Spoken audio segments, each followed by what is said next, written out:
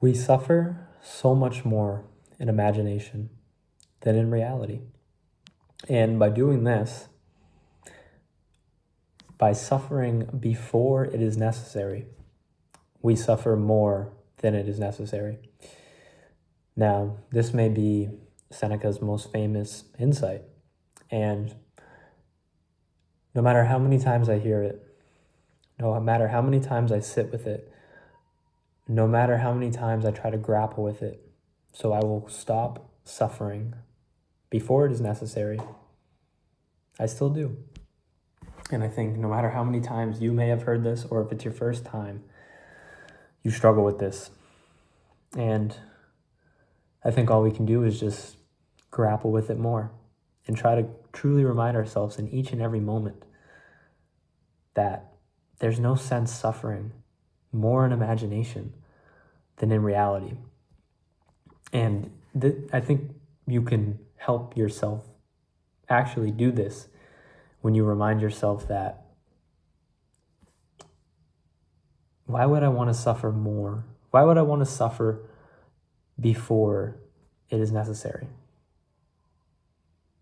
If you're going to suffer in 2 days, why must you suffer the 2 days leading up to it?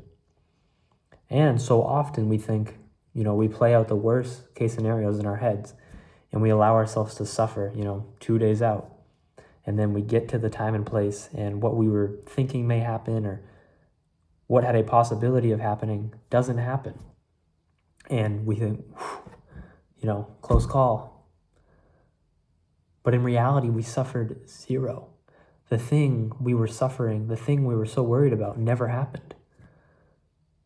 So we suffered more than necessary because we suffered before it was necessary. We were miserable before it was time to be miserable. Some things are unavoidable, and some things are truly gonna hit you very hard. And I think people think Stoicism or just philosophy in general is this thing that's like, oh, I don't feel emotions. Things don't hurt me. But as Seneca says, virtue without feeling isn't virtue at all. If you don't feel the urge to cry, to worry, to do all these things, then not doing them isn't virtue because you never had the urge in the first place.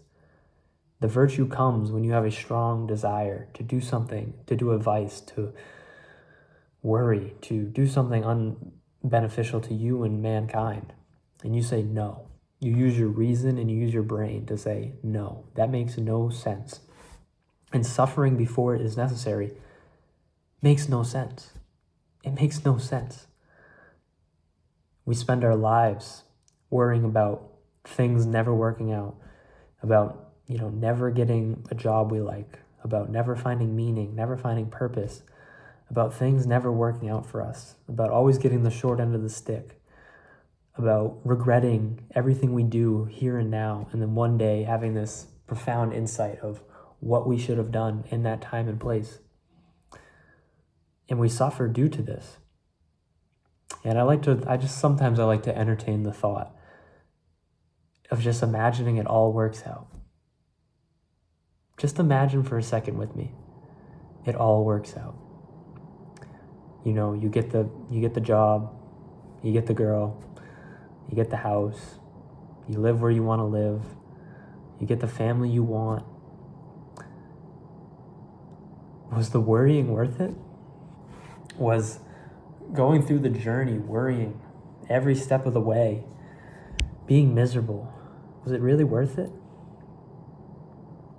And you may think, well, I needed to, I needed to worry, it helped me prepare for these things.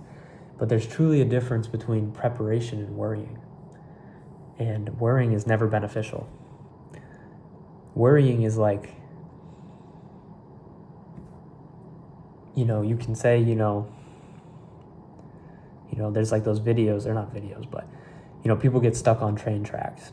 And you're like, what are they doing? That's so easy. Their foot stuck, just pop your shoe off real quick and, do a little muscle up and whip your leg over and you're out. 5 seconds flat. But they can't because they're so worried about that train coming, that imminent train. So the worrying is not helping. You know, if that worrying was actual planning, then it would say, all right, calm down your breathing. This doesn't help. Just do it like there's no train coming. Because, you know, do it as fast as you can. And if you get hit by the train, then there's nothing you could have done anyways. And if you get out, then, you know, you did it as fast as you could. And obviously that's only in theory. You're going to feel those things. But the point I'm trying to make is that worry does not help. Worry does not help.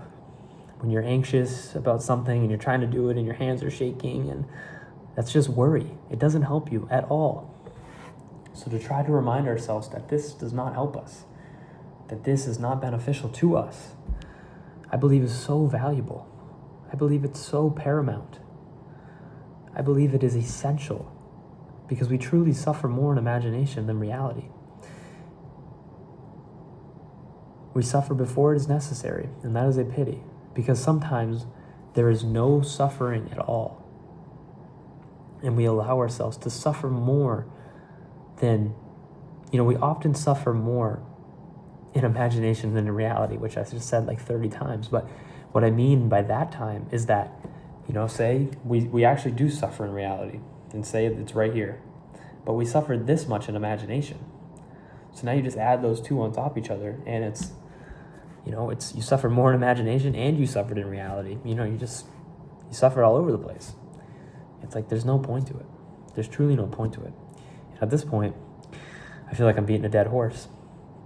But it's a horse that needs to be beaten, because it's been beaten inside of me, and I still suffer before it is necessary.